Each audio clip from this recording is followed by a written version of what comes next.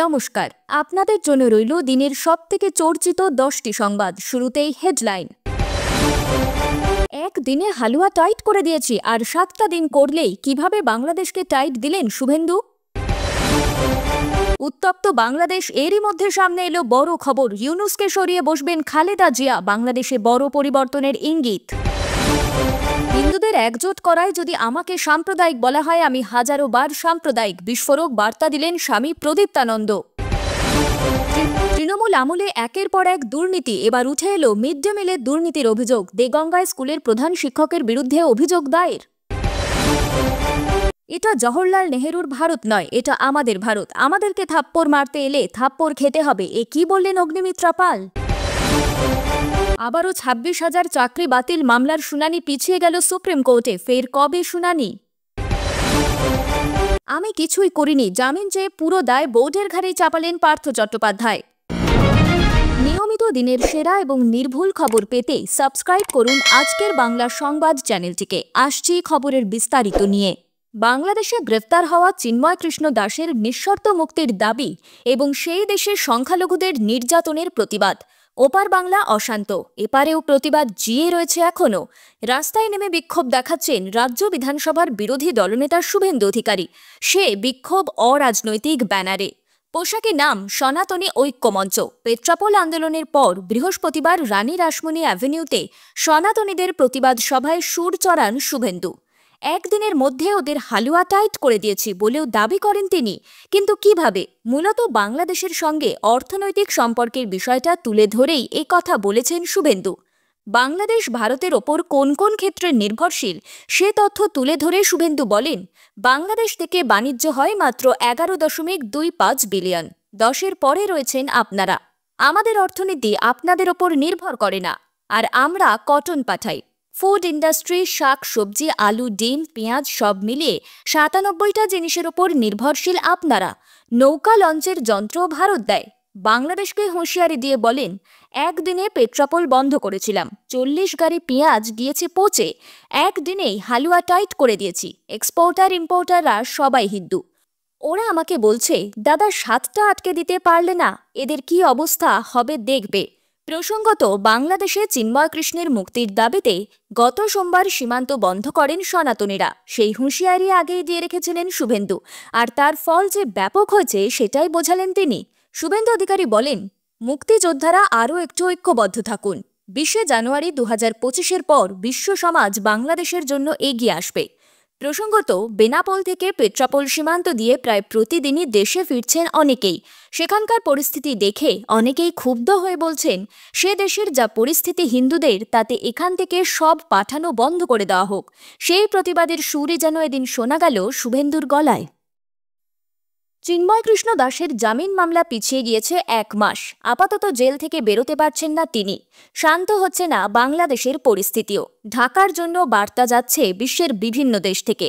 সামাল দিতে হিমশিম খাচ্ছে মোহাম্মদ ইউনূস নেতৃত্বাধীন বাংলাদেশের অন্তর্বর্তীকালীন সরকার। এরই মধ্যে পাক রাষ্ট্রদূতের সঙ্গে বিএনপি নেত্রী খালেদা জিয়ার বৈঠক বাড়িয়েছে জল্পনা। শোনা যাচ্ছে আগামী কয়েকদিনের মধ্যেই বদলে যেতে পারে বাংলাদেশের রাজনৈতিক ছবিটা।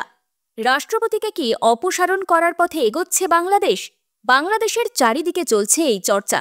অন্তর্বর্তীকালীন সরকারের প্রধান উপদেষ্টা ইউনূসকে রাষ্ট্রপতি পদে বসানো হতে পারে বলে শোনা যাচ্ছে।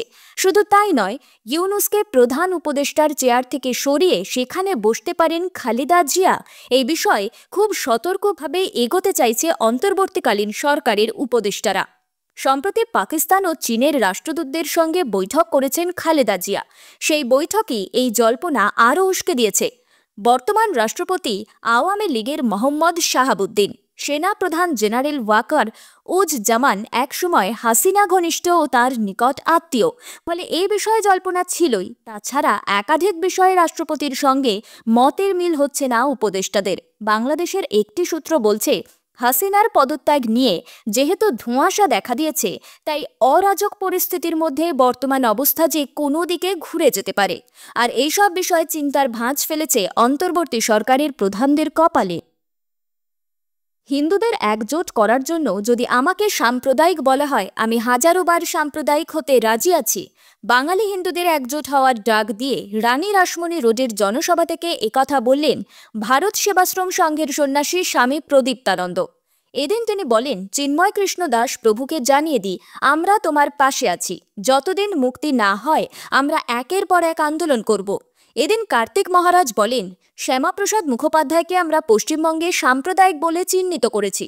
সাম্প্রদায়িক কাকে বলে? একটি সাম্প্রদায়িক সংগঠিত করে আরেকটি সম্প্রদায়ের ওপর লেলিয়ে দেওয়াকে বলা হয় সাম্প্রদায়িক। কুসংস্কারকে দূর করে হিন্দুদের একজোট করার জন্য যদি আমাকে সাম্প্রদায়িক বলা হয়, আমি হাজারো বার সাম্প্রদায়িক হতে রাজি আছি। আমি হাজারো বার মাথা দিতে রাজি আছি। তিনি বলেন, আজ সেই জন্য চিন্ময় কৃষ্ণ দাস প্রভুকে, যিনি বাংলার বুকে সমস্ত জাতপাত ভুলিয়ে সমস্ত সাধু সন্ন্যাসী মঠ মন্দিরকে একত্রিত করে কমন প্ল্যাটফর্মে এনেছেন, তার উদ্দেশ্যে প্রণাম। চিন্ময় কৃষ্ণ দাস প্রভুকে জানিয়ে দিই, আমরা তোমার পাশে আছি। যতদিন মুক্তি না হয় আমরা একের পর এক আন্দোলন করব। আমরা ভারত সরকারের কাছে আবেদন করব। বাংলাদেশের হুমকিতে তাচ্ছিল্য করে মহারাজ বলেন, ত্রিপুরা বাংলাদেশের বর্ডার বন্ধ করে দিয়েছে। আজকে আমরা যদি আলু আর পেঁয়াজ বন্ধ করে দিই, তাহলে বাংলাদেশের কি দুরবস্থা হবে, তারা আজকে হুমকি দিচ্ছে। বাংলাদেশে হিন্দু নিপীড়নের প্রতিবাদে ও সন্ন্যাসী চিন্ময় কৃষ্ণ দাসের মুক্তির দাবিতে বৃহস্পতিবার কলকাতার রানী রাসমণি রোডে বিক্ষোভ সমাবেশের আয়োজন করে একাধিক হিন্দু সংগঠন। সভায় হাজির ছিলেন রাজ্যের বিরোধী দলনেতা শুভেন্দু অধিকারী। মিড ডে মিলের দুর্নীতির অভিযোগে হাইস্কুলের প্রধান শিক্ষকের বিরুদ্ধে এফআইআর দায়ের করল ব্লক প্রশাসন ও শিক্ষা দফতর। আর ঘটনার পর থেকে স্কুলের প্রধান শিক্ষক পলাতক। আর এই খবর ছড়িয়ে পড়তেই ক্ষোভে ফুঁসছে পড়ুয়ারা।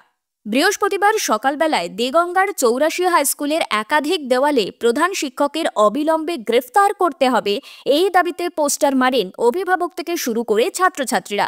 স্কুলে ফাইনাল পরীক্ষা চলছে। অভিযোগ দায়েরের পর থেকে প্রধান শিক্ষক পলাতক, তিনি স্কুলে আসছেন না। সমস্যায় পড়েছেন সহকারী শিক্ষকরা। এই বিষয় নিয়ে দেগঙ্গার জয়েন্ট বিডিও চন্দ্রশেখর মণ্ডল জানিয়েছেন, দেগঙ্গা ৮৪ হাইস্কুলের প্রধান শিক্ষক শাহরিয়ার ইসলামের বিরুদ্ধে মিড ডে মিলের দুর্নীতির অভিযোগ ওঠে। সেই অভিযোগের ভিত্তিতেই তদন্ত করে তার বিরুদ্ধে বিডিও ও শিক্ষা দপ্তর দেগঙ্গা থানায় অভিযোগ দায়ের করেছে। পুলিশ সূত্রে জানা যায়, অভিযুক্ত প্রধান শিক্ষকের বিরুদ্ধে ৩১৮(৪) ও ৩১৬(৫) বিএনএস ২০২৩ আইনে মামলা দায়ের করা হয়েছে। এদিন সকালে দেগঙ্গার ৮৪ হাই স্কুলের মেন গেটের পাশাপাশি স্কুলের একাধিক দেওয়ালে প্রধান শিক্ষককে অবিলম্বে গ্রেপ্তার করতে হবে, এই পোস্টার পড়তেই চাঞ্চল্য ছড়িয়ে পড়ে। মিড ডে মিল নিয়ে গত ৬ মাস ধরে বেনিয়মের অভিযোগ উঠেছিল। স্কুলে স্কুলে বিক্ষোভ হয়। অভিযোগ ছিল, দৈনিক যে সমস্ত পড়ুয়ারা উপস্থিত থাকে তার তুলনায় বেশি উপস্থিতিতে হার দেখিয়ে প্রধান শিক্ষক মিড ডে মিলের চাল, ডাল, সবজি এসব আত্মসাৎ করতেন। আর এই নিয়ে তদন্ত শুরু করে জেলা শিক্ষা দপ্তরের পাশাপাশি দেগঙ্গা বিডিও অফিসের আধিকারিকরা। অবশেষে ওই প্রধান শিক্ষকের বিরুদ্ধে দেগঙ্গা থানায় অভিযোগ দায়ের হয়েছে। এই বিষয় নিয়ে ৮৪ স্কুলের সহকারী শিক্ষক সুমন হাজরা জানিয়েছেন, দীর্ঘ ৬ মাস ধরে এই ধরনের দুর্নীতির অভিযোগ উঠেছে। যে অভিযোগ দায়ের করা হয়েছে তার বিরুদ্ধে প্রশাসন তদন্ত করে অবিলম্বে ব্যবস্থা নিক। আর এই ঘটনার ফলে স্কুলের ছাত্রছাত্রীরা ক্ষোভে ফুঁসছে।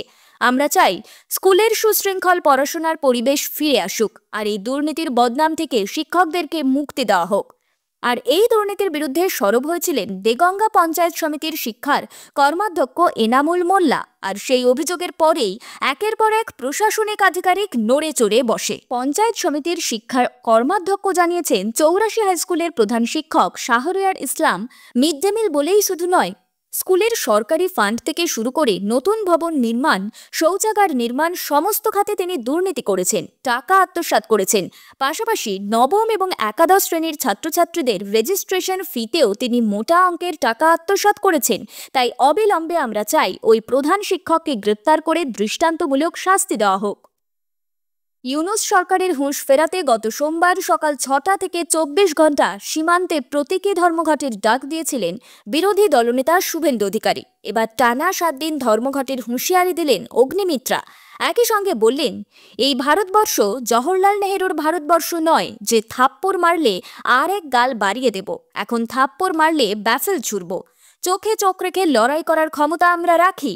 এদিন দ্য ওয়ালকে দেওয়া একান্ত সাক্ষাৎকারে অগ্নিমিত্রা বলেন, বাংলাদেশের সংখ্যালঘুদের ওপর এই নির্যাতন পূর্ব পরিকল্পিত। 1941 সালে বাংলাদেশে হিন্দুদের জনসংখ্যা ছিল 28%। ওদের অত্যাচারে সেই সংখ্যা কমে এখন 7% দাঁড়িয়েছে। ইউনূসের সরকার ও দেশে হিন্দুদের সংখ্যা শূন্যে নামিয়ে আনতে চায়। অগ্নিমিত্রার হুঁশিয়ারি, ওরা ভেবে নিয়েছে হিন্দুরা খুব সফট জাত, এদের নিয়ে যা খুশি করা যায়। আর মানব না, এবার শুধু সময়ের অপেক্ষা। ইউনূস শুধরে যান, না হলে অপমানের জবাব কিভাবে দিতে হয় তা আমরা জানি। দেখেছেন তো পাকিস্তানকে আমরা কিরকম চুপ করিয়ে দিয়েছি। ওদেরও চুপ করাতে ভারতের 2 মিনিটও সময় লাগবে না। প্রসঙ্গত, শুধু সংখ্যালঘুদের ওপর নির্যাতনই নয়, ভাইরাল ভিডিওয়ে দেখা গিয়েছে ভারতের জাতীয় পতাকার ওপর প্রস্রাব করছেন বাংলাদেশিরা। অগ্নিমিত্রা বলেন, ওরা ভুলে গেছে যে বাংলাদেশের মুক্তিযুদ্ধের জন্য ভারতের 17,000-এর বেশি সৈনিক প্রাণ দিয়েছিলেন। আজকে সেই পতাকার ওপর প্রস্রাব করছে। এর চেয়ে নিন্দনীয় আর কি হতে পারে? প্রশ্ন তুলছেন, ভারতের মুসলিমরা কেন প্রতিবাদ করছেন না? আমরা তো তাদের ভারতীয় বলেই মনে করি। এরপরেই টানা 7 দিন সীমান্ত অবরোধের ডাক দিয়ে অগ্নিমিত্রা বলেন, শুভেন্দুদাকে বলবো এবার আর 1 দিনের জন্য নয়, লাগাতার 7 দিনের জন্য সীমান্ত বন্ধ করুন। আমরা এমএলএরা সকাল রাত সীমান্ত পাহারা দেব।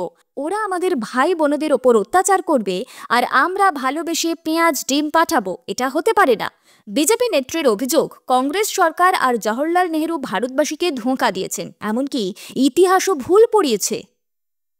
বৃহস্পতিবার সুপ্রিম কোর্টে এসএসসির 26,000 জনের চাকরি বাতিল নিয়ে মামলার শুনানি হওয়ার কথা ছিল, কিন্তু তা হলো না।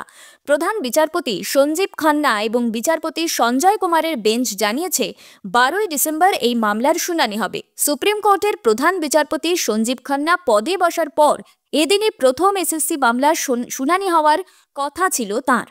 এর আগে প্রধান বিচারপতি DY চন্দ্রচূড়, বিচারপতি JB পাদ্রিওয়ালা এবং বিচারপতি মনোজ মিশ্রের বেঞ্চে এই মামলার শুনানি হওয়ার কথা ছিল। তখনও মামলার শুনানি পিছিয়ে ছিল।